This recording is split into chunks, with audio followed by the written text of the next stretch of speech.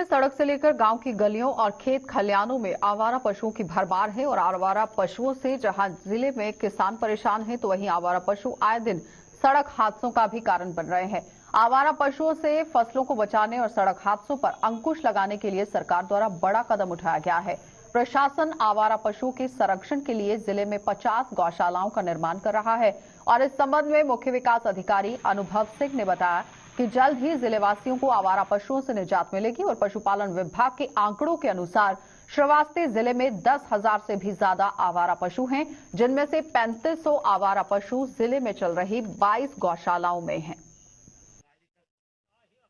जनपद में कुल 22 अस्थायी एवं अस्थायी गोवंश आश्रय स्थल वर्तमान में प्रचलित हैं, जहां पे गोवंश संरक्षण किया जा रहा है और गायों की देखभाल की जा रही है। इसके अतिरिक्त जो हमारा गोवंश संरक्षण का लक्ष्य है, उसमें से अभी जितने पशु बच रहे हैं, जिनको हम अभी तक संरक्षित नहीं कर पाए हैं, उसके लिए वर्तमान में 2 बृहद गोवंश आश्रय स्थल, जिसकी क्षमता लगभग 500 पशु की, एवं करीब 48 नए अस्थायी गोवंश आश्रय स्थल जो कि नरेगा द्वारा निर्मित कराए जा रहे हैं, बहुत ही एडवांस स्टेज में हैं और बारिश की वजह से उनका काम थोड़ा सा इधर 4-5 दिन रुक गया। अदरवाइज आने वाले 10 से 15 दिन में हम लोग करीब 30 से 35 गौशालाएँ अस्थायी पूर्ण कर लेंगे।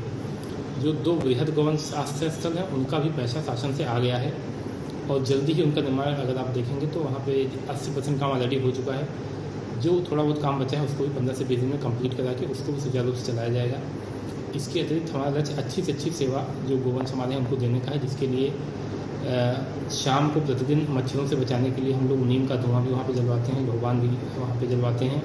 इसके अतिरिक्त उनके डाइट में हर जगह हमने जो अगर कोई ज़मीन कब्जे में थी चारागाह की, तो उसको खाली करा के कई जगहों पे हमने नेपियर घास और हरे चारे की व्यवस्था भी की है और चारा काटने की मशीन भी कई जगह लगवाई जा रही है। इसके अतिरिक्त वर्मी कंपोस्ट पिट हर गौशाला में अब बनवाए जा रहे हैं।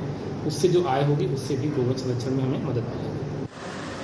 अभी हमारी 37 नई गौशालाएँ बनी हुई हैं, 2 बृहद गौशाला बनाई जा रही हैं और एक अति बृहद गौशाला के लिए ज़मीन को चिन्हित कर लिया गया है।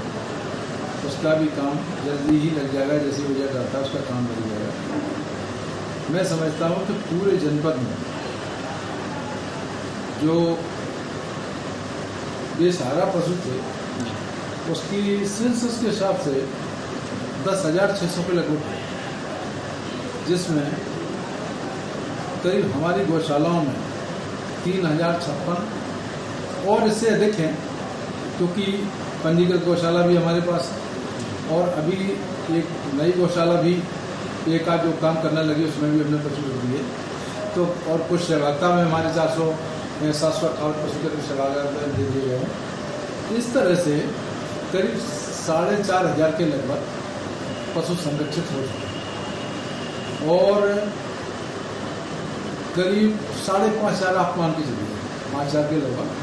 तो जो हमारी गौशाला बन रही है, अति बृहद गौशाला में 2500 लेके 3,000 की कैपेसिटी है और 37 नई गौशाला प्लस 30 गौशाला पुरानी गौशाला में शेड एक्सटेंशन हो रहा है, किसी में 1 किसी में 2। अगर उसकी कैपेसिटी 50 की भी है तो मैं समझता हूँ कि बृहद गौशाला की करीब 500 की कैपेसिटी लगभग है और 2,500 से 3,000 के आदि बृहद में। तो मैं समझता हूँ जब ये बनकर तैयार हो जाएगा पूरा इंफ्रास्ट्रक्चर, तो कोई पशु बेसहारा पशु बाहर नहीं मिलेगा। उत्तर प्रदेश के जनपद श्रावस्ती में आवारा पशुओं के आतंक से लोग परेशान हैं। यहाँ तक कि गांव से लेकर गलियों तक और सड़क चौराहों पर भी आवारा पशुओं की भरमार है। इसको चलते हुए प्रशासन ने तमाम गौशालों का बनाने की कार्य योजना तैयार कर रखी है, जिनमें से कई गौशालाएं बनने को चल रही कार्य उनका चल रहा है, जिसमें लगभग 48 गौशालाएं ऐसे हैं जो लगातार उसका काम चल रहा है। इसके चलते हुए तमाम और भी विकास खंडों में अलग अलग गौशालाएं बनाई जा रही हैं, जिसके लिए जो आवारा पशु जो गाँव से लेकर खेतों तक मचा रहे हैं, आतंक मचा रहे हैं, किसानों को परेशान कर, उनके संरक्षण के लिए कवायद तेज चल रही है। लगभग विगत 1-1.5 महीनों के अंदर सभी आवारा पशुओं को गौशालों में संरक्षित कर दिया जाएगा, जिससे किसानों को भी आराम मिलेगा। और इसके साथ ही जो सड़क पे जो जानवर घूम रहे हैं, इसके चलते जो दुर्घटनाएं हो रही हैं, उसमें भी लोगों को निजात मिलेंगी। देखने वाली बात होगी कि गौशालाओं बनने के बाद आवारा पशु जिले से खत्म होते हैं, आवारा पशुओं का तांडव खत्म होता है या नहीं खत्म होता है, आने वाला समय ही बताएगा। JK 24/7 के लिए सूर्य प्रकाश शुक्ला, श्रावस्ती।